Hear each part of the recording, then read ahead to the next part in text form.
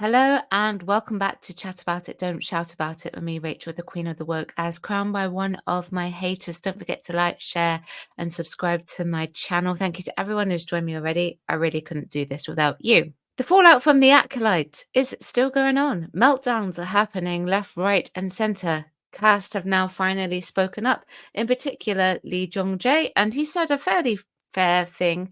And to be honest, out of all the cast members, it's him that it affects the least because his character died. And a couple of other characters died too, so it doesn't affect them as much either. Setting the cast aside, we really do need to take a look at the meltdown that is on TikTok. And believe me, it seems far worse than what I was able to find on X. Disney, I'm ready to tussle, because what do you mean you didn't renew Acolyte? One of the few original shows that you have on that damn network, and you canceled? And guess what else? They didn't let it marinate. It came out over a month ago, almost 2 months ago. What do you mean it wasn't bringing in the view?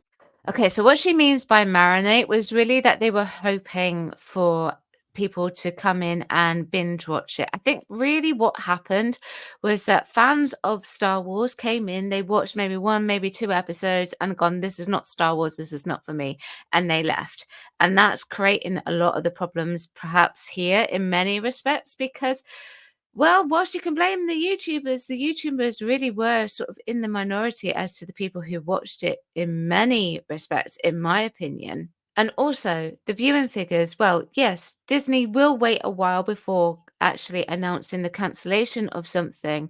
But have you ever actually considered that maybe, just maybe, they might be admitting to themselves when they finally have got something 100% wrong? And not being funny, they got the Acolyte 100% wrong. The Nielsen figures also is something to base it off if you really want to have a look at something. It barely charted on the originals and it certainly didn't chart globally. So yes, most TV shows do give it a good time period for it to marinate, but it just didn't marinate in the month, the 2 month that you mentioned here. It really didn't. I don't care about what the incel said, okay? We had good ass content. You telling me that us first over a damn potential House of Blazer storyline was not enough to bring it back? I had to come outside of my hotel hallway to air out my grievances because I am so. Y'all already know I'm still mad about My Lady Jane getting canceled over at Prime. Now this. You're incels. Oh, apparently we're incels and it's our fault. Oh dear. And to be honest with you, Leslie Headland did actually say, if I recall, I remember reading somewhere that it was actually designed and commissioned only for one season. She did have some additional plot points just in case it did get greenlit for a second season, which it didn't. So she sort of rounded it off as if to like say that it wouldn't matter if it didn't actually need the extra season. So frustrating on so many levels. Like I just ugh. Loving Star Wars is so hard. I love this franchise so much, and being a Star Wars fan can be so like frustrating because it feels like consistently you're not being chosen, you're not being prioritized, right? Because, and it also is frustrating because I understand what happened here, right? Like, I know somebody probably was like trying to get this story done, wanting a diverse story, passionate about it.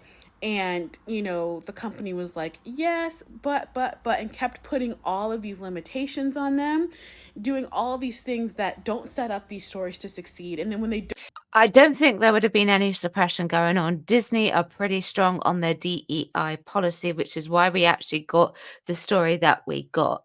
And they were catering to you. They were catering to you. You were represented. don't succeed to these crazy levels, then it's like, chop. And that's kind of what it's like to create, I'm a screenwriter too, and trying to get stuff sold in this industry. It's the same thing. It's like you're not really set up for success. Like you'll make something, you'll put a lot of work into it, and then you won't get the support to promote it. You won't get that. You won't. You see, I'm like coming from direct experience. It's so frustrating. I did a video where I talked about how this show could be a good opportunity, and the energy around it is a good opportunity to show what kinds of different people they could bring to Star Wars, right? Like, if they would have really directed to the girlies, to the fantasy romance girlies, and really devoted to and took that audience seriously and really put their energy behind it, then they might have gotten a different result out of it. But because of this constant pandering to the Star Wars base, who is never happy with stories like this. You know they weren't going to like this. No matter what happened, they weren't going to like this. So why do we... And like I said, I think it's more existential for me, right? Like, again, like, as somebody who creates these stories, who wants to see diverse stories put out, and kind of encounters these blocks where it's just like a no-win scenario.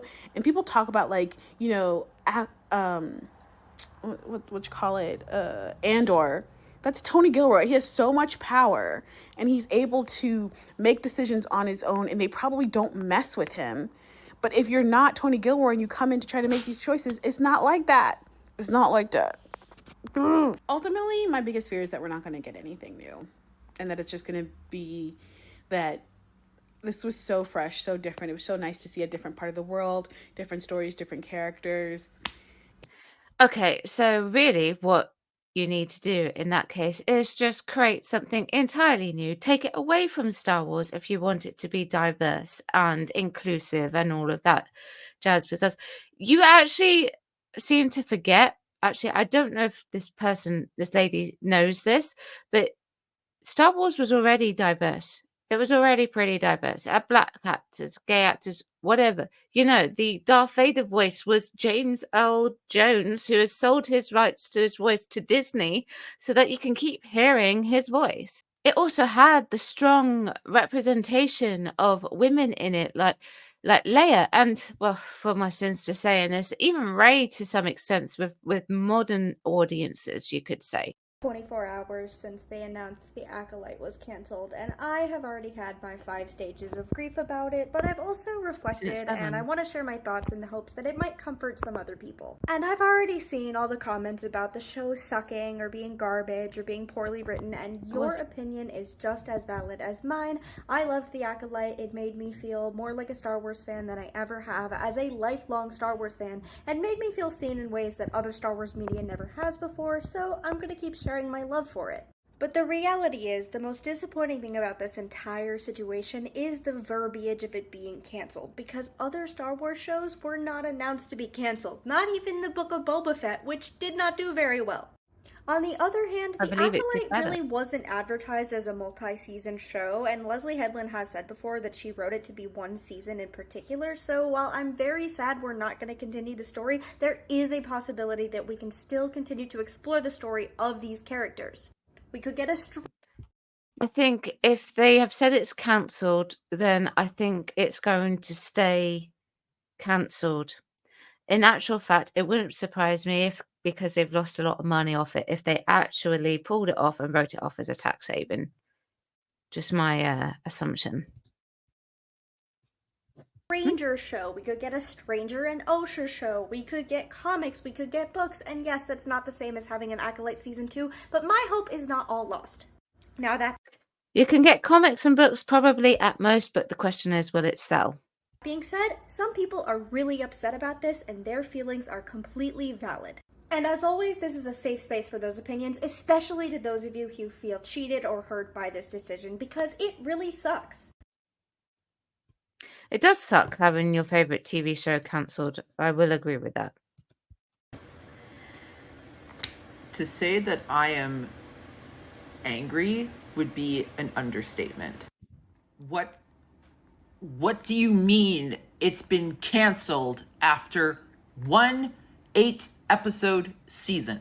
We had a Star Wars show that was finally verging away from the Skywalker saga, from the same time period that we have seen multiple times throughout Star Wars media. We were finally getting something from this era that, unless you were an avid Star Wars book reader, not a lot of people were familiar with this period of time. Not to mention you have an incredibly diverse cast and you have a woman leading the show, and you cancel it after one season because a bunch of mad angry little crybaby boys couldn't handle having something new and having something that didn't cater to them for once in Star Wars. The cast of this show received some of the worst type of harassment and vitriol at the hands of the fandom menace, and Lucasfilm has been incredibly noticeably silent when it comes to defending their cast or issuing any statements of protection for their cast. Be very careful what you say there. Oh my goodness. That's walking a fine line. Well, first of all, there's actually no receipts for this said bullying. Those are alleged. That's the words that you need to use. Yeah, people got mad because all they want is good Star Wars telling. And to be honest with you, this was not good Star Wars telling. I actually will say this. If it had been helmed by Amanda Stenberg and Leslie Headland had done a great, concise plot story, if the plot was strong enough, if it flowed well enough, guaranteed people would have watched it. And they would have overlooked the fact that, Leslie Haddon was doing it. They would have perhaps looked away at possible agendas being pushed, because really, at the end of the day, all you want is a good story. And if Acolyte doesn't deliver on that good story, then people won't watch. And what is one of the best advertisers of a series? It's actually word of mouth. You can pump as much promotion as you want out there, and they did put promotion out there. It's still word of mouth that actually holds true. And mind you, this is absolutely not anything new. They did the same thing with Daisy Ridley, Kedley Marine Tran, Moses Ingram, John Boyega, the list goes on. But aside from that incredibly problematic point, there's also the issue of what is even the point in getting excited for any Star Wars projects going forward or anything that comes out of Lucasfilm at all? If you're gonna cancel your shows just because the first season didn't deliver, when really we know it got review bombed by misogynists who have the backbone of a wet trout. Yeah, it got review bombed. Do you have receipts of that? Instead of giving the show the proper time to develop itself and the chance to even develop itself, you decide to just get rid of it. Just get rid of it, just like that. Was The Acolyte a perfect show? Absolutely not. It wasn't. It had a lot of issues. It had pacing issues and it had writing issues. But you know what? If it had gotten a second season, it probably would have been even better. It probably would have, they absolutely would have improved on the issues of the first season, because No, I disagree. I think Disney called it whilst they still could, because it cost them a blooming fortune, and they could see that it was not a strong enough script. that's what shows get when you give them a chance to develop properly. Yeah, that can be true. That can be true. If you give them a chance to develop properly, then that can happen. However, it was a weak plot and it was quite convoluted. So it really doesn't surprise me. And the audience reception of it wasn't good. Whereas from what I understand with the other ones, the audience reception was a lot better than this one. I know I saw a lot of people making this comment, and I completely agree. If the Clone Wars had come out now and they had seen, if they had just gotten that first season, the Clone Wars wouldn't have made it through the first season. Because the first season of Clone Wars is not perfect. It is incredibly clunky and the pacing is very, very off. But it grows into probably one of the greatest pieces of media to come out of Star Wars. Because again, it was given the chance to progress and to evolve. And when you don't give your shows the chance to do it, unless they are explicitly set to be a limited series and the creators know this going forward, which Leslie Headland had said, and you have your story ready to be wrapped up in a certain amount of episodes without a chance to keep going, or a chance to, if you have no plans to make any more, that's different. But yeah, no, she had said that she didn't really have plans to make any more, whilst she had actually put some things here and there to, possibly pick up if there was a second season to be commissioned. I've already said it. She wasn't going to carry on with it if they weren't interested. So this person goes on for a very long time. I've linked the TikTok below so you can go and watch it for yourself. Disney Plus cancels The Acolyte. No season 2 for Star Wars series. The Acolyte canceled. No season 2 for Disney Plus's Star Wars series. This is amazing. Oh, yes. Those of you who've been following me for a long time know I am not a fan of this series. I am a diehard Star Wars fan, but there was so many things with this series that just didn't line up with, the 6 Star Wars films that were done under Lucas. So yeah, just know. And clearly,